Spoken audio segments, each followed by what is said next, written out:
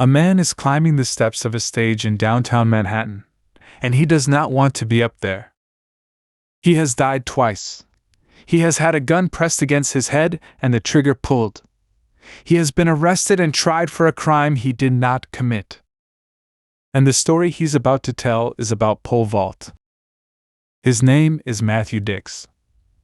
Over the next 6 years, he'll win 34 championships at the Moth, the competition where ordinary people tell true stories on stage, no notes, 5 minutes, scored by strangers, which is among the highest win totals in its history.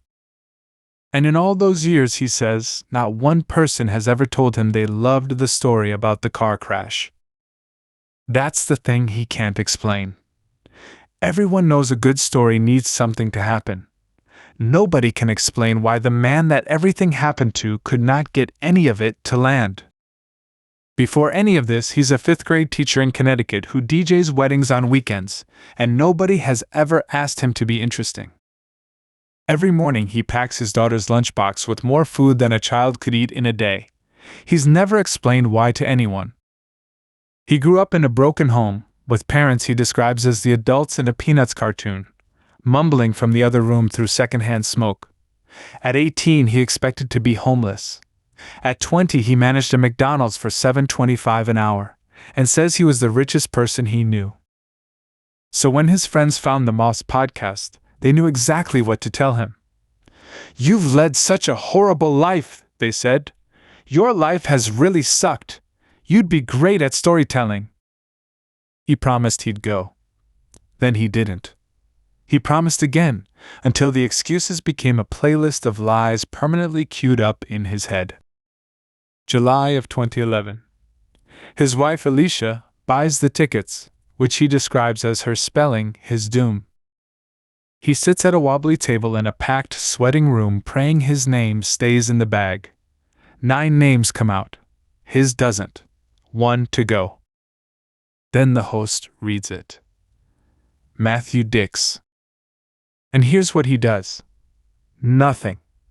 Nobody there knows him, so he sits still and lets the man call somebody else.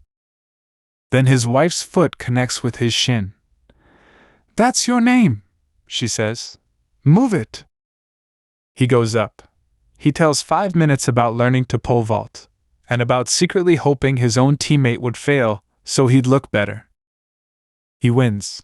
So the terrified man is a storyteller now, and immediately he has a problem nobody warned him about. He has maybe a dozen enormous stories in him. A gun, a jail cell, a windshield, a goat.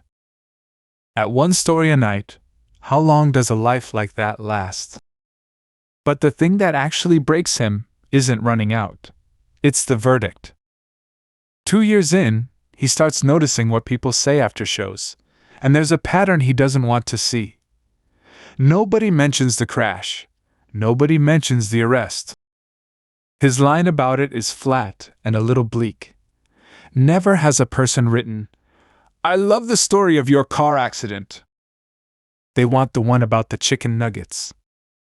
But he learned what that room does on his first night. 3 teams of judges hold up scores, nominally out of 10, in practice 7 to 10, decided in tenths of a point. That night, a man calling himself Uncle Frank told a perfectly good story, and one team held up a 5.0. The host asked why. A judge yelled back that she'd heard the guy the week before, and was frankly sick of hearing about that particular part of his anatomy. The room roared. That's the appeals process. There isn't one. Therefore, in 2013, out of material and getting desperate, he does the only thing a career elementary school teacher would think of. He assigns himself homework. He's a school teacher, so he feels entitled to assign homework to anyone he chooses. He chooses himself. 1 question, every night, forever. Here's the question. But before the question, meet the person who's going to answer it for him. Years earlier, before any stage, Alicia and Dix were teachers at the same school, eating at a Chili's before the talent show. He is very clear this was not a date. Chili's was close. She asked him questions. And when Matthew Dix is asked a question, he doesn't give an answer. He tells a story. She described that night to someone years later, with him standing right there. That was the night I started falling for Matt. Listening to his stories, I realized that he wasn't like anyone I had ever met before, and I knew I wanted to hear more. He was thrilled, then annoyed she'd sat on that for years without handing it over. "I'm not in the business of helping you construct your personal narrative," she said. "Hold on to her. She solves this whole thing. But first, the machinery. The story he teaches it with is the worst thing he ever did to a stranger." Fall of 1991. He's 20, driving a lonely stretch of New Hampshire highway when his tire disintegrates. 7 hours later, every penny he owns now in the hands of a half-naked mountain man named Winston, who sold him a balding spare. He's back on the road with an empty tank. That's the elephant, the large, obvious thing everyone in the room can see, named inside 30 seconds. I'm stuck in New Hampshire with a flat tire and no spare. Because, in his words, stakes are the reason an audience wants to hear your next sentence. Then he loads you up. Gas is 85 cents a gallon, so $8 gets him home. He'll offer the attendant his license, his wallet, everything in the car as collateral, plus a promise to come back and repay it. He rehearses the pitch. He takes a breath. He walks in. The kid behind the counter says no. Dix watches the room every time. Shoulders slump, chins drop, somebody sighs. That's the backpack. He handed you his plan, so it's your plan now, and you take the refusal personally, which only works one way. Perfect plans executed perfectly never make good stories. So he goes back to the car, and he says this. But as I climb back into the car, I see my crumpled McDonald's uniform on the back seat, and I suddenly have an idea. Then he refuses to explain it. That's a breadcrumb. Enough to make you guess, never enough to guess right. Students guess he'll work a shift for cash, or sell the uniform. Nobody guesses. Then he grinds the story to a halt. An hour later, he's on the porch of a small red brick house, knocking on a blue door. He's wearing his McDonald's manager's uniform. Blue shirt, blue pants, blue tie, gold name badge. A gray briefcase with a big M engraved on the front like a shield. That's the longest description in the whole story, and it's a description of a McDonald's uniform, which needs no description at all. On purpose. This is because I have my audience now. I own them. The door opens on a man about 50 who looks like he has all the wisdom of the world in him, and who somehow already knows. And a 20-year-old in a fast food uniform says, "Hi, I'm Matt, and I'm collecting money for Ronald McDonald Children's Charities." The man points at him. "You stay right there." And Dix tells you what he thought in that second. The man's calling the police, and they're coming to arrest him. That's the crystal ball. It isn't true. It works anyway. The man comes back with a $20 bill and says, "No. My wife, Lisa, died of cancer 5 years ago." Then he talks for 20 minutes. Her death. 2 children who came home for the funeral and never came back. Then he hugs the boy who's robbing him. The 20, Dix writes, feels like poison now. But here's the part that should stop you. None of that is the story. The theft, the lie, the dead wife, the hug, all of it exists to hold up 5 seconds. He calls it the 5-second moment. The instant something changes forever. In that story, it isn't the crime.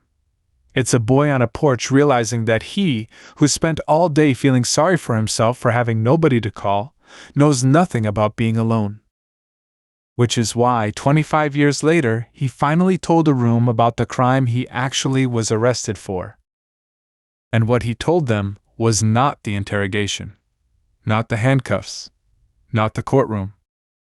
In the basement of a police station there is a closet. In the closet there is a mop sink. And standing in that mop sink, in the dark, is a 22-year-old deciding whether to confess to something he didn't do.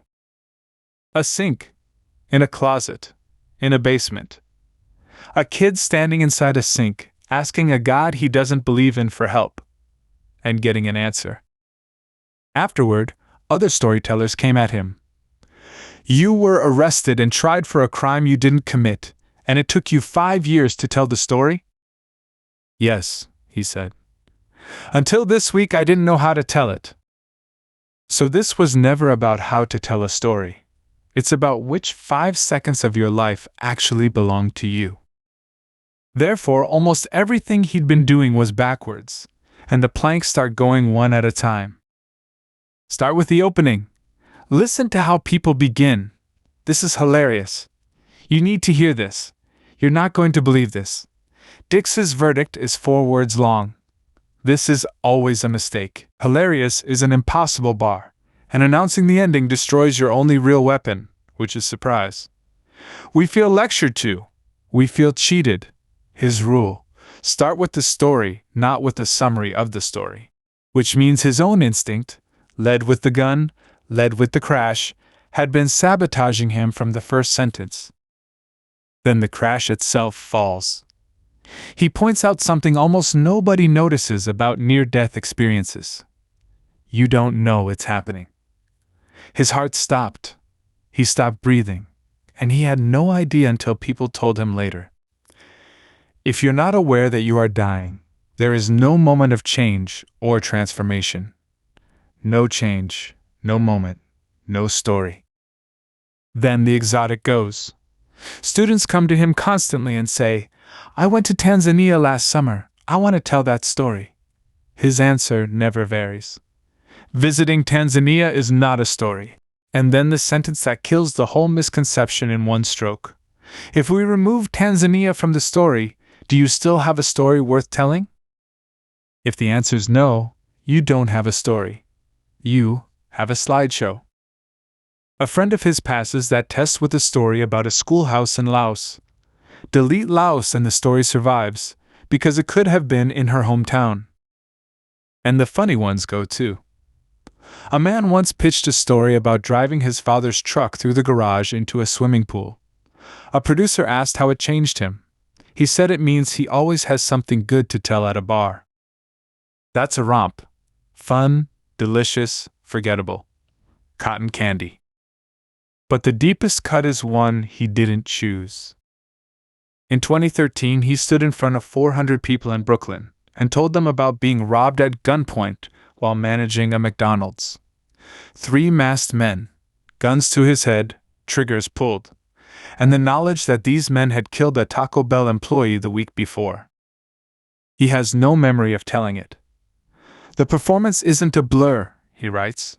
It's a perfect hole in my memory. He'd been living with untreated PTSD for over 20 years. When Alicia asked why he woke every night screaming and shaking, he told her it was my thing. He heard the click of the gun while wide awake, walking down the street, reading a book, driving a car. So he keeps telling the big ones. São Paulo, 2015, 700 high school students, and he's taking questions. A girl stands up. You write novels. You blog every single day. You write musicals, magazine articles. You tell stories on stage. Why? Why do you share so much of yourself? He stops. Nobody has ever asked him that. He starts the sentence not knowing how it ends. I think, he says slowly, that I'm trying to get the attention of a mother who never paid me any attention, and is now dead, and a father who left me as a boy and never came home. The auditorium goes silent. He goes silent. 700 teenagers wait. Then he says, remember those 5-second moments we talked about? I think I'm having one right now. Which brings us back to Alicia, a dining room table, and a 2-year-old named Charlie, who will not stop throwing his dinner on the floor. Tonight it's peas. Dix asks what the pediatrician said. Alicia puts down her fork and takes a breath. The doctor said that when Charlie throws food, we have to take all the food away from him, and I know that's going to be hard for you. He asks why. She takes another breath. I know that when you were a little boy you didn't always have enough food to eat. He'd never told her. He'd never told anybody. Because when you're a hungry child, the last thing you do is tell someone you're hungry. And then she tells him about the lunchbox. That every morning after he leaves for work, she comes downstairs and unpacks half of it. That's the moment. Not a gun, not a windshield, a woman putting down a fork. And it would have vanished, except for the homework. Here's the entire assignment. Every night, ask, if I had to get on stage and tell one 5-minute story from today, what would it be? However boring, however small, what was the most story-worthy moment of the day?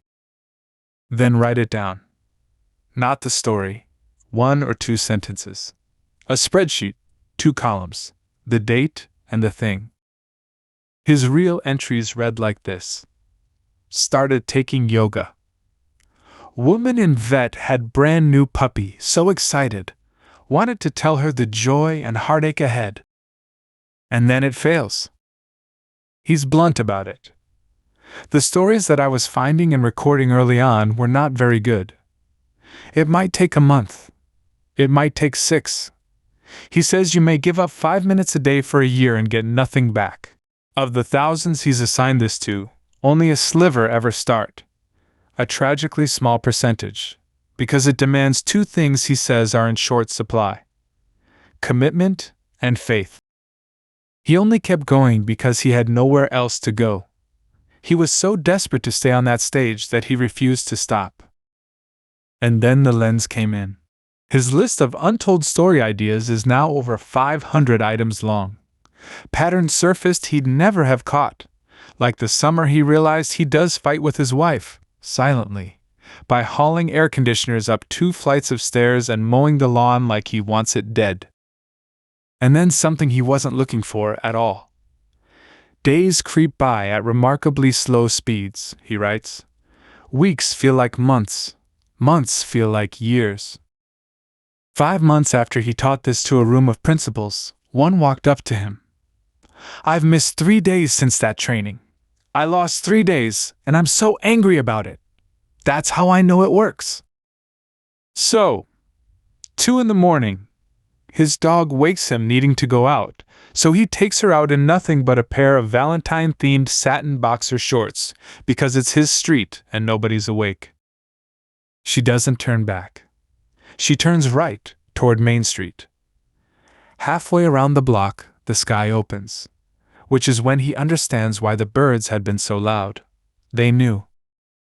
So there he is on the busiest street in town, soaked, in his underwear, cars going past, and he stops. He looks down at his dog. She's 14. He's lived with her longer than he's lived with his wife. This is probably the last time they'll walk in the rain together. He stands there and lets it happen. 6 words go into the spreadsheet that night. Walked Kali. 2 a.m. Underwear. Birds. Rain. Beauty. He once consulted for an engineering firm in Brazil. The CEO said he'd rather hire badly trained engineers who can speak to a room than brilliant ones who can't. Why? I can teach a bad engineer to be a good engineer, but I have no idea how to turn a person who can't write or speak well into someone who can. I'm not sure if it's even possible. He's wrong about that last part. It takes 5 minutes a night. It starts tonight.